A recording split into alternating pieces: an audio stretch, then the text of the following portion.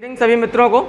और हम लोग जो है अभी वैदिक सभ्यता पे बात कर रहे हैं। और कल की क्लास में हम लोगों ने देखा था कि वैदिक संस्कृति को जो है हम दो भागों में तोड़कर देख सकते हैं। और हमने देखा था क्या, पूर्व वैदिक काल और उत्तर वैदिक काल, और इनके विभाजन का आधार क्या था, इस पर हम लोगों ने चर्चा की थी। तो स्पेशली हम लोगों ने देखा था कि जो वैदिक संस्कृति है, इस वैदिक संस्कृति के बारे में हमें जानकारी किससे मिलती है? वैदिक साहित्य से मिलती है। किससे मिलती है? वैदिक साहित्य। और वैदिक साहित्य में जो है कौन कौन है? चारों वेद हैं, इन वेदों से संबंधित ब्राह्मण ग्रंथ हैं, मैं ब्राह्मण ग्रंथ भी पढ़ाऊंगा आप लोग को, अरण्यक है और उपनिषद है।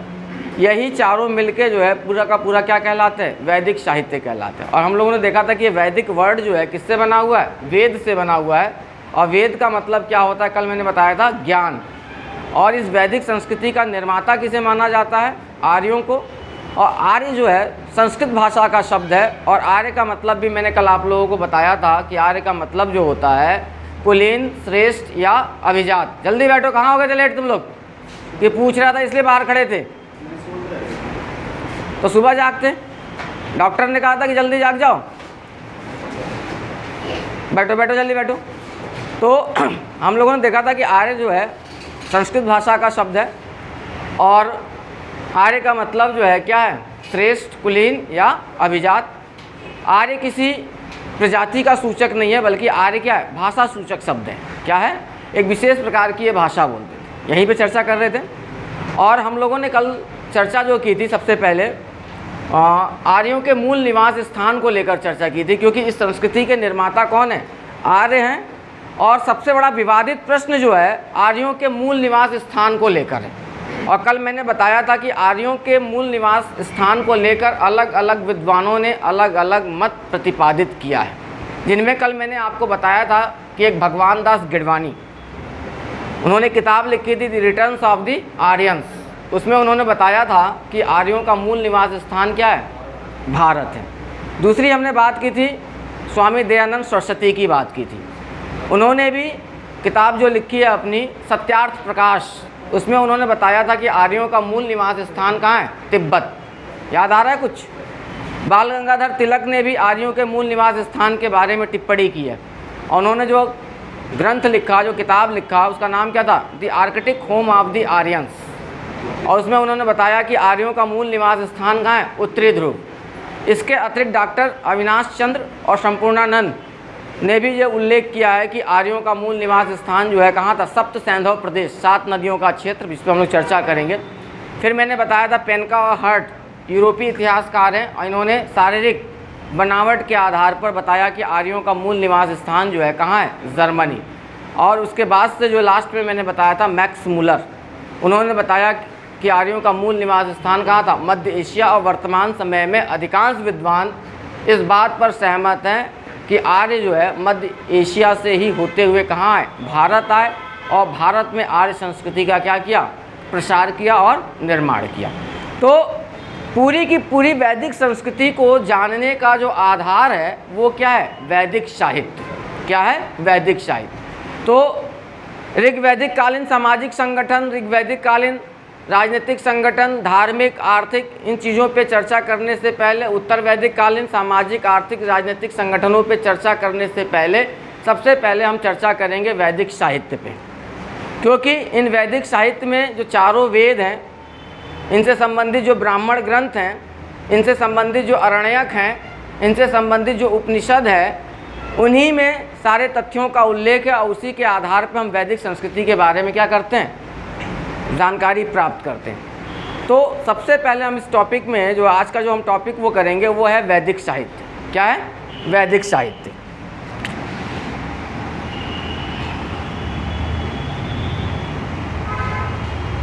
ऐसा क्यों हो रहा है कि इसमें से इंक बाहर आ रही है?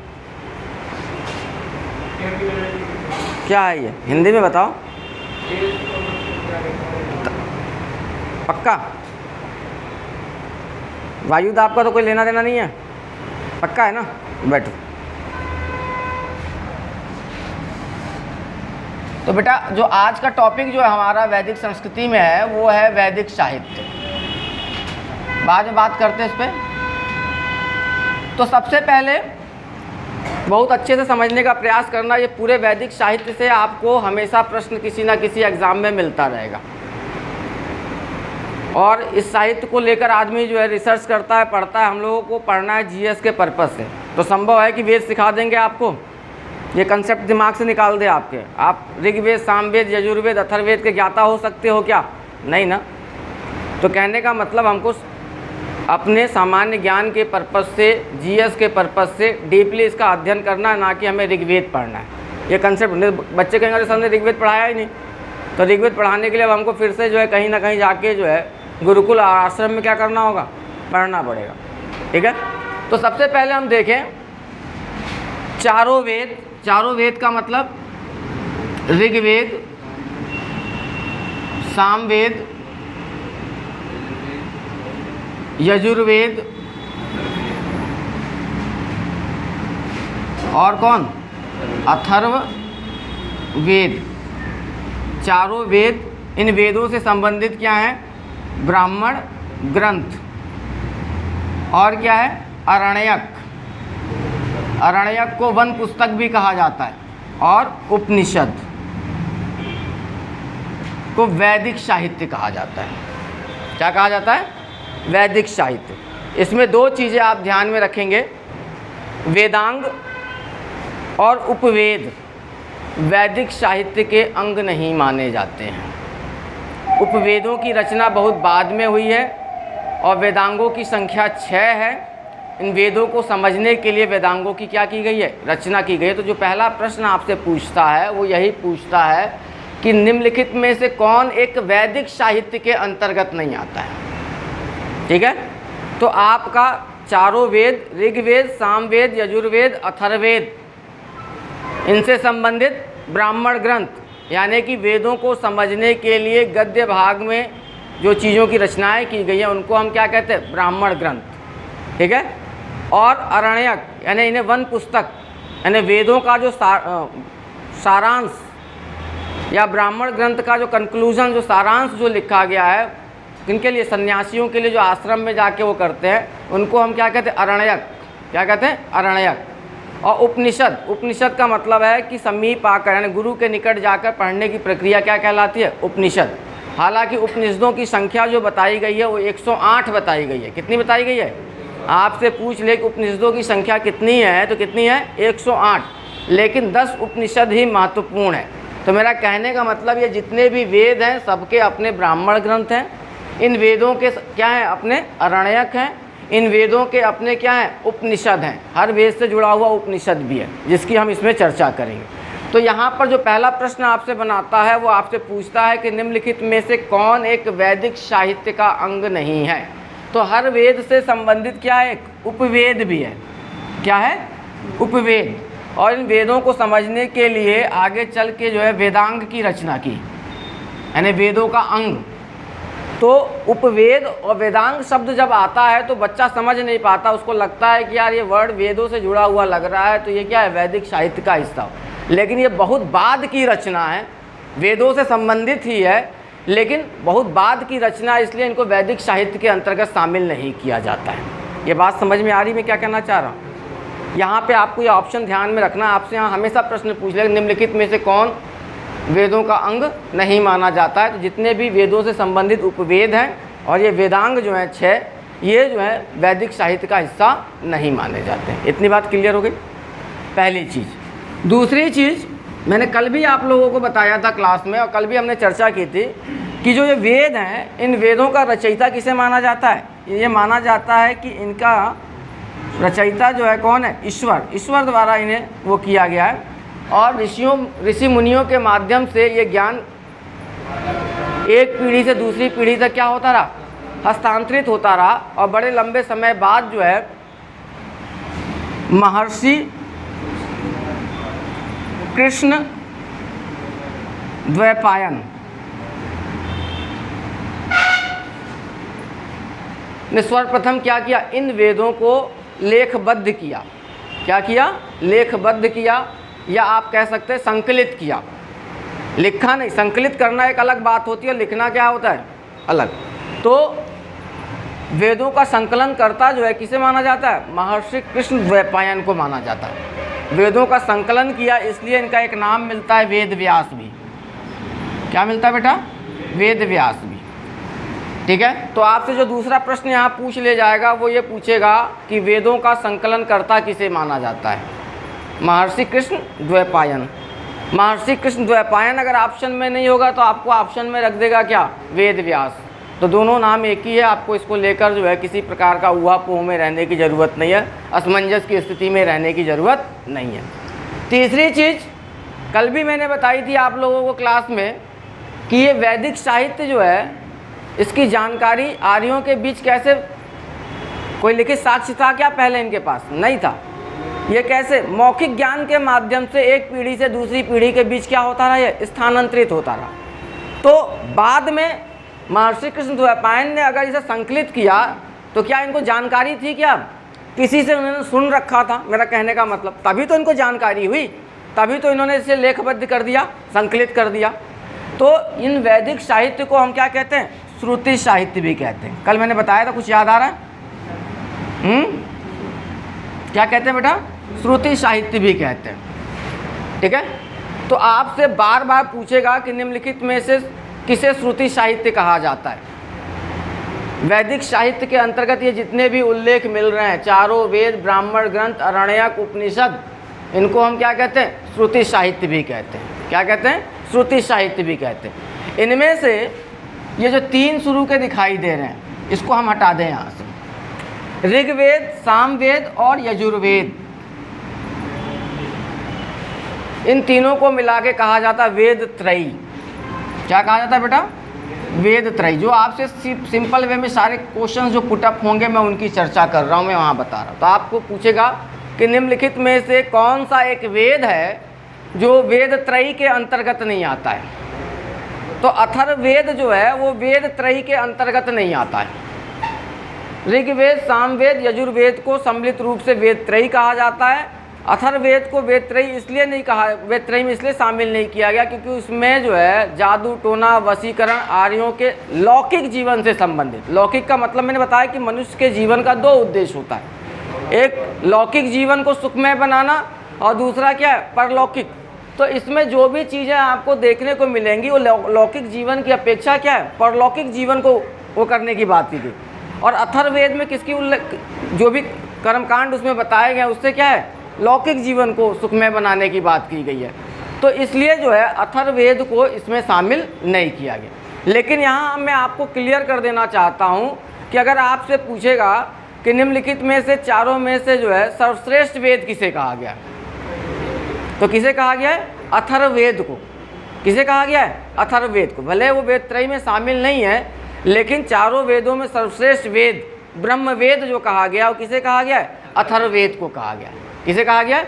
अथर्ववेद को कहा गया है। तो वैदिक साहित्य में चारों वेद, इन वेदों से संबंधित ब्राह्मण ग्रंथ और क्या आरण्यक, उपनिषद, ये सब क्या है? वैदिक साहित्य के अंतर्गत आते हैं। वैदिक साहित्य को श्रुति साहित्य भी कहा जाता है क्योंकि वैदिक ज्ञान जो है एक पीढ़ी से दूसरी पीढ़ी के बीच जो है किसके सुनकर ही हस्तांतरित होता रहा और आखिरकार महर्षि कृष्ण द्वैपायन द्वारा जो है इसे क्या किया गया? संकलित किया गया। इसलिए महर्षि कृष्ण द्वैपायन को वेद व्यास के नाम से भी जाना जाता है। किसके नाम से जाना जाता है? वेद व्यास के नाम से भी जाना जाता है। इन चारों वेदों में से ऋग्वेद, सामवेद, यजुर्वेद को वेद त्रयी कहा जाता है।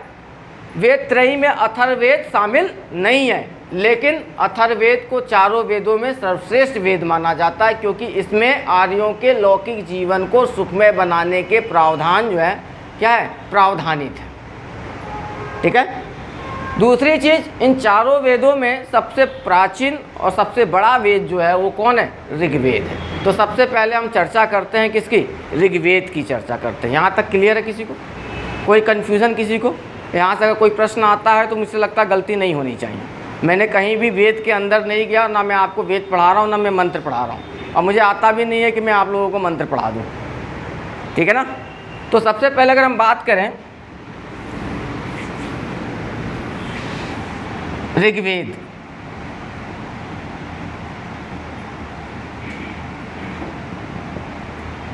चारों वेदों में क्या है? ये सबसे प्राचीन वेद है। क्या है बेटा? ये सबसे प्राचीन वेद है। आपसे सबसे पहले पूछे कि चारों वेदों में सबसे पहले किसे संकलित किया गया, तो ऋग्वेद को। और संभवतः इसके बारे में कहा जाता है कि ऋग्वेद को जो है कहाँ पर, सप्त सैंधव प्रदेश में। कहाँ पर बेटा, सप्त सैंधव प्रदेश। सप्त सैंधव को मैं पढ़ाऊँगा आप लोगों को। सप्त सैंधव का मतलब है 7 नदियों का क्षेत्र। और 7 नदियाँ कौन कौन सी है, बात नहीं, सिंधु, सरस्वती, रावी, व्यास, सतलज, झेलम, ठीक है, चिनाब, इन 7, ठीक है ना, इनको क्या है 7 नदियों का क्षेत्र। तो संभवतः यहीं पर इसे क्या किया गया, संकलित किया गया। अगर देखा जाए ऋग्वेद में सबसे अधिक देवताओं की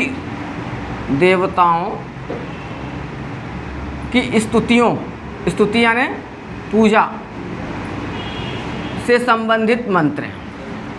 अगर आपसे पूछे कि ऋग्वेद में किस प्रकार के मंत्र हैं, तो देवताओं की उपासना से संबंधित, स्तुति से संबंधित श्लोक और मंत्रों का उल्लेख मिलता है किसमें, ऋग्वेद में।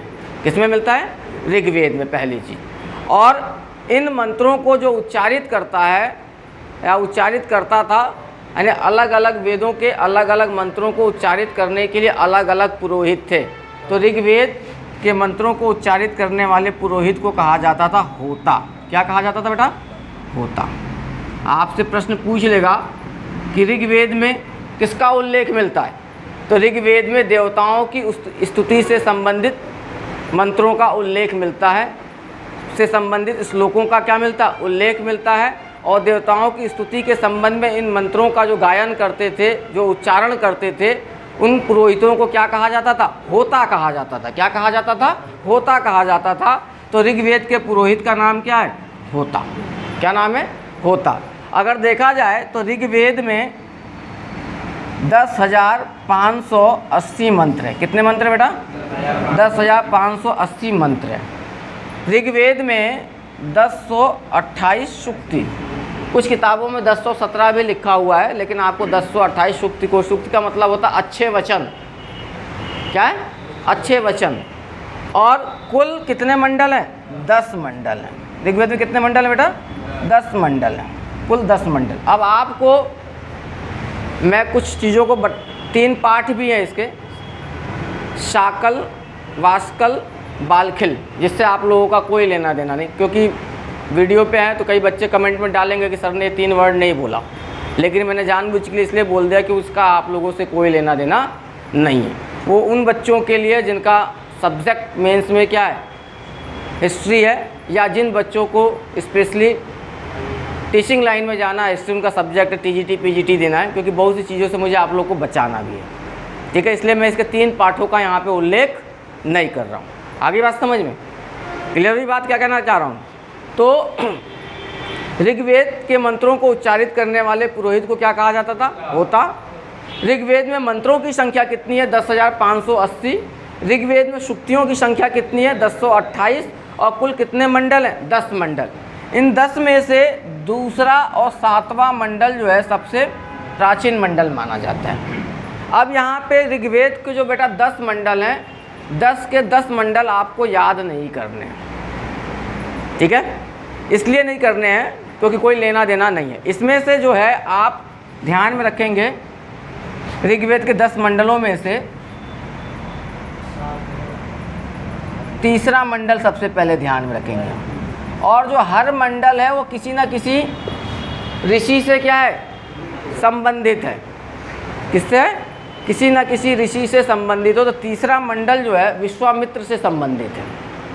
किससे संबंधित है, विश्वामित्र से संबंधित है। और तीसरे मंडल में ही गायत्री मंत्र का उल्लेख मिलता है। ओम भूर्भुवः पढ़ते ना, तो आपसे पूछता है कि गायत्री मंत्र का उल्लेख जो है सर्वप्रथम किसमें मिलता है। मुझे लगता है खूब एग्जाम में पूछा गया। तो गायत्री मंत्र का सर्वप्रथम उल्लेख जो मिलता है ऋग्वेद में मिलता है। किसमें मिलता है, ऋग्वेद में। और ऋग्वेद के तीसरे मंडल में गायत्री मंत्र का उल्लेख है। इसलिए आप पूछ ले कि ऋग्वेद का तीसरा मंडल जो है किस ऋषि से संबंधित है। किससे संबंधित है बेटा, विश्वामित्र से संबंधित है। एक प्रश्न मैं पूछना चाहूँगा, ये गायत्री मंत्र जो है किस देवता को समर्पित है। अगर ये प्रश्न ऐसे आ जाए तो अगर प्रश्न ऐसे आ जाए कि गायत्री मंत्र जो है किसे समर्पित है, एग्जाम में आ जाए, तब क्या करोगे, किस देवता को? हाँ, सब इंद्र को। खड़े हो। क्या नाम है छोटू बेटा आपका? मनोज कुमार। वो वाले अभिनेता तो नहीं? अभिनेता वाले मनोज कुमार तो नहीं? हाँ बताओ। डरो ना, हमारी क्लास में थोड़ी समस्या तो है कि पूछताछ चलते रहती है। सरस्वती को। क्यों, तुम क्यों चक्कर खा के गस्त खा के गिर रहे हो, क्या हो गया, तबीयत ठीक नहीं है, शर्म आ रही है क्या? हाँ, कौन बताएगा, कोई बताएगा? हाँ, शंकर भगवान को। सूर्य की पहली किरण को। Very good. जो सूर्य की उगती हुई पहली किरण है, ये बताता नहीं, ये पहले पढ़ चुका है मुझसे, इसलिए आज बोल दिया ये, नहीं तो हमारा सबसे बड़ा गधा तो यही है। बट तो आप ये कभी किसी एग्ज़ाम में पुटअप कर जाए कि ऋग्वेद में उल्लेखित गायत्री मंत्र जो है किसे समर्पित है। अभी मैं पढ़ाऊंगा इसी टॉपिक में, ऋग्वैदिक कालीन देवता पढ़ाऊंगा तो वहाँ क्लियर हो जाएगा। तो ये सविता को समर्पित है। किसे समर्पित है? सविता को समर्पित है। और सूर्य की निकलती हुई जो पहली किरण है उसको क्या कहा जाता है? सविता कहा जाता है। क्या कहा जाता है? सविता। ये जानकारी होनी चाहिए, हम डेली सुनते रहते हैं, पढ़ते रहते हैं, ना मालूम होना कोई गुनाह नहीं है, लेकिन ये सीखने की चीज़ है। तो सबसे पहले हमें ऋग्वेद के 10 मंडलों में से तीसरा मंडल ध्यान में रखना है। और यह तीसरा मंडल जो है किससे संबंधित है? विश्वामित्र ऋषि से संबंधित है। और इसी तीसरे मंडल में गायत्री मंत्र का उल्लेख मिलता है। और ये गायत्री मंत्र जो है सविता को समर्पित है। किसे? सविता। और सूर्य की निकलती हुई जो पहली किरण है उसको हम क्या कहते हैं? सविता कहते हैं। क्या कहते हैं? सविता। इसके बाद से हमें ऋग्वेद का जो है चौथा मंडल ध्यान में रखना है। कौन सा बेटा? चौथा। चौथा मंडल क्यों ध्यान में रखना है? पूछेगा कि ऋग्वेद के किस मंडल में कृषि प्रक्रिया के बारे में जानकारी मिलती है। कई बार पीसीएस में, कई बार लोअर, कई वनडे एसएससी एग्जाम में क्वेश्चन को पुटअप कर चुका है। ठीक है, तो ऋग्वेद का जो चौथा मंडल है इसी में जो है किसका उल्लेख मिलता है? कृषि प्रक्रिया का उल्लेख मिलता है। और चौथे मंडल से संबंधित जो ऋषि हैं वामदेव। चौथा मंडल किसे समर्पित? हालांकि किसी एग्जाम में से पूछा नहीं है, लेकिन फिर भी मैं बता देना चाहूँगा कि तीसरा मंडल जो है विश्वामित्र ने पूछा है और पूछता रहता है। चौथे मंडल में कृषि प्रक्रिया का उल्लेख है। और चौथा मंडल जो है किस ऋषि को समर्पित है? वामदेव। किसे? वामदेव। फिर इसके बाद से आपको पांचवें मंडल को ध्यान में नहीं रखना है, छठवें को भी ध्यान में नहीं रखना है, सातवें मंडल को ध्यान में रखना है। किसे रखना है बेटा? बहुत इंपॉर्टेंट है। और सातवां इसलिए ध्यान में रखना है क्योंकि सातवां मंडल ये समर्पित है किसे? वशिष्ठ को। किसे समर्पित है? वशिष्ठ को। 3 ऋषियों के नाम लिया। सातवां मंडल इसलिए ध्यान में रखना है क्योंकि इसी में दशारथ युद्ध का उल्लेख मिलता है। किस युद्ध का? दशारथ। तो आपसे पूछेगा कि ऋग्वेद के किस मंडल में दशारथ युद्ध का उल्लेख मिलता है? तो ऋग्वेद के 10वें मंडल में दशारथ युद्ध का उल्लेख मिलता है। और ये युद्ध जो है परुष्णी नदी के किनारे हुआ था। किसके किनारे हुआ था? परुष्णी का मतलब है रावी नदी के किनारे हुआ था। किसके किनारे हुआ था? यहाँ पे मैंने जानबूझ के परुष्णी बोला क्योंकि मैं अभी ऋग्वेद में कई नदियों का उल्लेख मिलेगा। तो ऋग्वेद में इन नदियों को संस्कृत में अलग अलग नामों से बुलाया गया है, संबोधित किया गया, उल्लेखित किया गया है, लिपिबद्ध किया गया है, लेखबद्ध किया गया है। तो रावी के लिए ऋग्वेद में जो शब्द उल्लेख किया गया उसका नाम क्या? परुष्णी। इसलिए मैंने यहाँ पे उल्लेख किया कि आपसे पूछ ले कि ऋग्वेद में किस नदी को परुष्णी कहा गया है। तो ऋग्वेद का जो 7वां मंडल है वशिष्ठ से संबंधित है और इसी में दशारथ युद्ध का उल्लेख मिलता है। और ये युद्ध किसके किनारे हुआ था? रावी नदी के किनारे हुआ था। और रावी नदी को ऋग्वेद में परुष्णी कहा गया। क्या कहा गया? परुष्णी कहा गया है। ठीक है, तो ये बताया क्या गया कि जो भरत कबीला था, ऋग्वैदिक कबीला कौन सा? भरत कबीला जो था, उसके शासक जो थे सुदास। कौन थे? राजा सुदास। तो उन्होंने विश्वामित्र को अपने पुरोहित के पद से क्या कर दिया? हटा दिया। क्या कर दिया? हटा दिया। और विश्वामित्र की जगह जो है किसे? वशिष्ठ को अपना पुरोहित बना लिया। इसलिए आप ध्यान में रखना कि 7वां मंडल कभी याद ना आए तो ये ध्यान में रखना, इन्होंने अपना पुरोहित किसे बनाया था? वशिष्ठ तो ये मंडल उसी को समर्पित है। आ रही बात समझ में?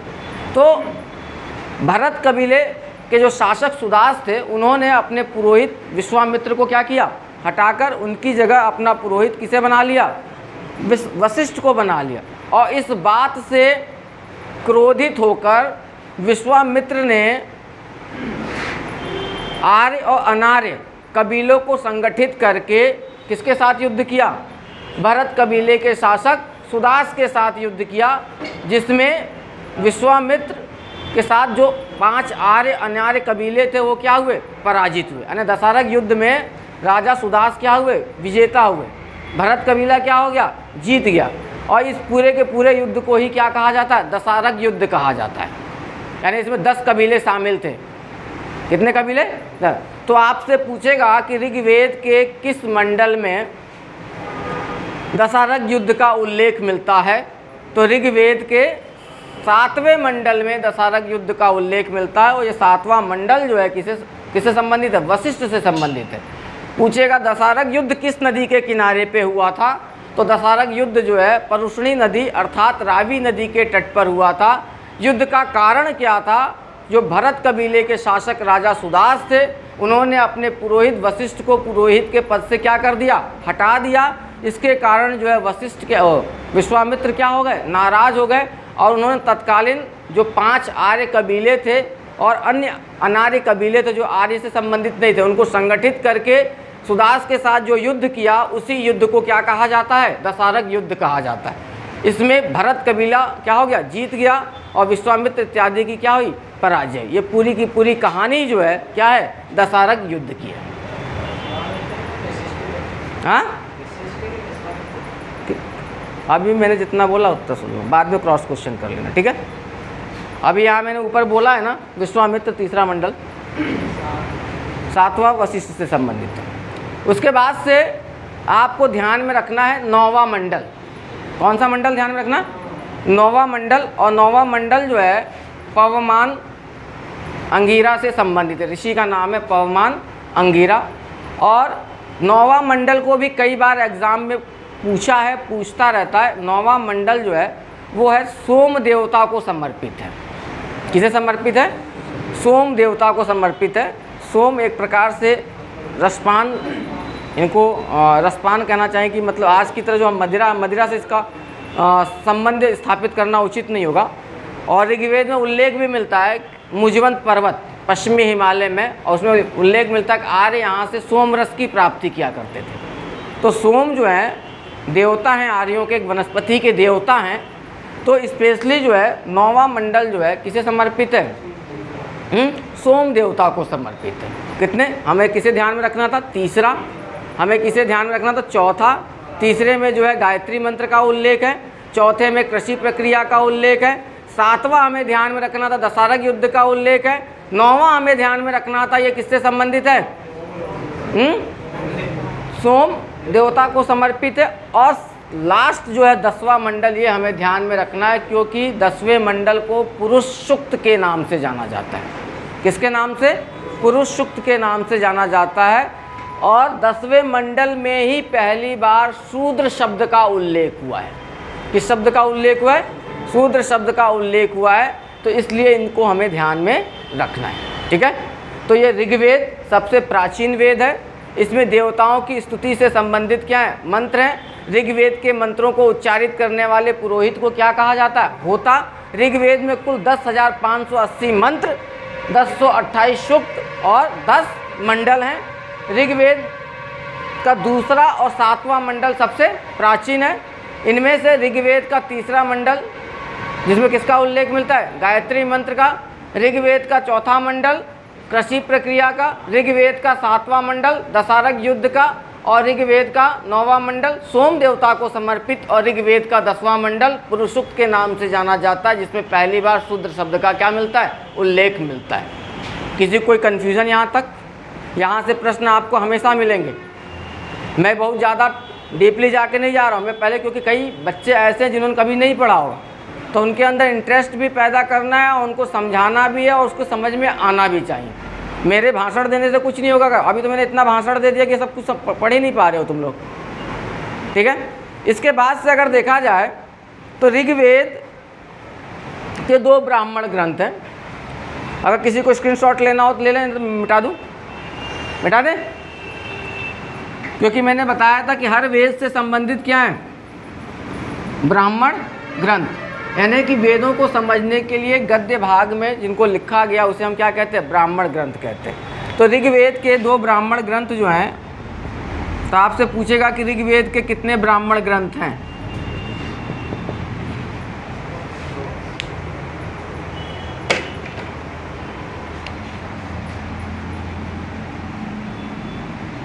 दो ब्राह्मण ग्रंथ हैं, ऐत्रेय ब्राह्मण,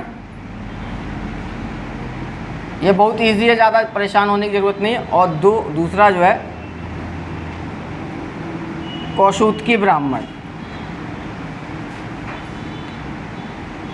ये स्पेशली जिस ऋषि ने लिखा उसके नाम पर ही पड़ गया, ये कुशितिक ऋषि ने लिखा था उसके नाम पे ये पड़ गया, और ये अतरा ऋषि मुनि की मदर है, उनके नाम पे इसका क्या पड़ गया, ऐत्रेय ब्राह्मण। तो यहाँ से जो आपसे पूछेगा, तो आपसे पूछेगा कि ऋग्वेद के ब्राह्मण ग्रंथ कौन कौन से हैं, तो ऐत्रेय ब्राह्मण और कौशुतकी ब्राह्मण। थोड़ा सा टिपिकल पड़ेगा जब हम पढ़ेंगे अभी यजुर्वेद, अथर्ववेद और सामवेद, उनके ब्राह्मण ग्रंथों को थोड़ा सा डीपली पढ़ाऊँगा, जहाँ पर जो ज़रूरत होगी मैं उसको डीपली बताऊँगा।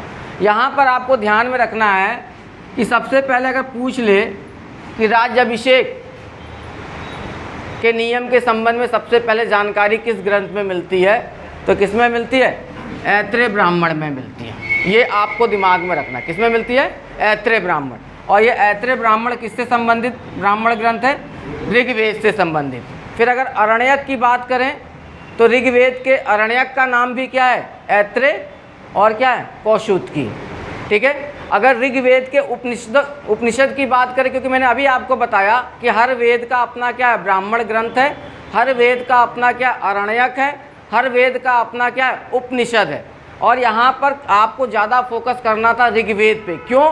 क्योंकि उसके ब्राह्मण, अरण्यक और उपनिषद का नाम क्या है, ऐत्रेय ब्राह्मण और कौशुतकी, तीनों के नाम। इसलिए यहाँ ज़्यादा आपको परेशान होने की ज़रूरत नहीं थी। क्लियर होगी बात? यहाँ पे बस 2 चीज़ें ध्यान में रखना कि ये ऐत्रेय को जब पूछ ले कि राज्याभिषेक के बारे में सर्वप्रथम जानकारी किसमें मिलती है, राज्याभिषेक के नियम इत्यादि की जानकारी सबसे पहले किस वैदिक कालीन ग्रंथ में मिलती है, तो किस में मिलती है, ऐत्रेय ब्राह्मण में मिलती है। यहाँ पे ज़्यादा फोकस आपको किस में करना है, ऋग्वेद पे करना है। मुझे लगता है समझ में आया होगा। किसी को कोई कन्फ्यूज़न हो तो मुझसे पूछ सकता है। ठीक है। तो फिर वैदिक साहित्य पे हम लोग कल नेक्स्ट वीडियो में मिलेंगे, और वो होगा आपका सामवेद, यजुर्वेद और अथर्ववेद। सामवेद, यजुर्वेद, अथर्ववेद के ब्राह्मण ग्रंथ, इनके पुरोहित और इनसे संबंधित उपनिषदों का कल हम अध्ययन करेंगे। और सबसे रिक्वेस्ट है कि मेरी वीडियो को लाइक और शेयर ज़रूर किया करिए, कमेंट्स भी किया करिए, और जो सुझाव है वो सुझाव भी दिया करिए।